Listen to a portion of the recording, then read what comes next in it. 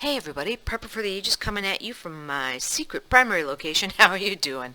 Uh, okay, so you have written down a whole bunch of stuff in your playbook, and I really need you to think about writing down a playbook when everything's calm, cool, and collected, when you have a good head on your shoulders and you're not in the middle of a crisis. So, in your playbook, okay, scenario. All of a sudden, your heat goes out. Everybody's heat goes out. There's no more heating oil. There's no more, there's no more propane. There's no more gas or whatever you use to heat your house, and whatever your neighbors use to heat their houses do. What would you do?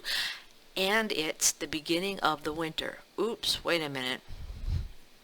I know, I've thrown in a twist and another twist. Okay, so you have middle of November, December, January, February, March, and maybe April if you can eke it out.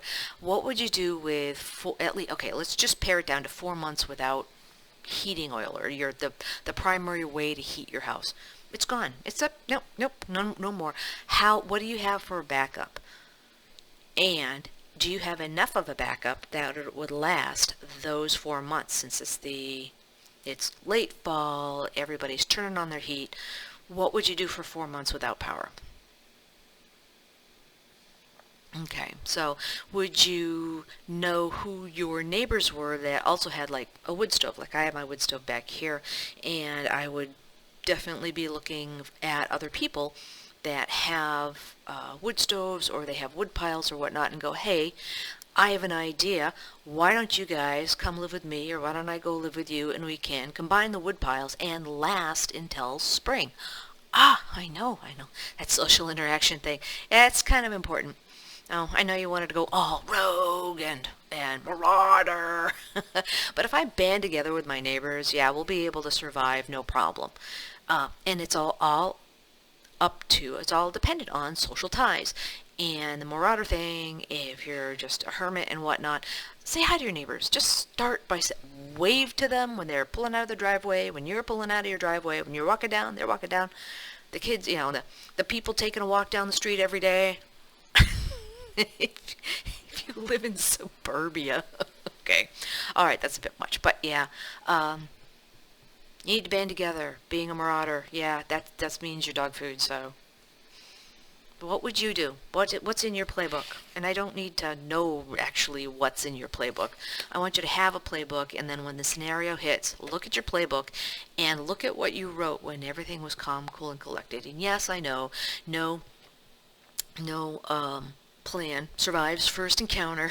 So yeah, look at the pluses and minuses and view the pros and cons, and then go from there. Because I know there's been a couple of things that have hit in the last few years, and people had been previously saying that, oh, I'll do XYZ when this happens, and then XYZ happens, or the event happens and they're not doing XYZ. Yeah, I just don't forget your playbook. Don't forget what you've planned. Oh, I will just do this. Seems so simple. I know, before it hits the fan. But maybe, I don't know, just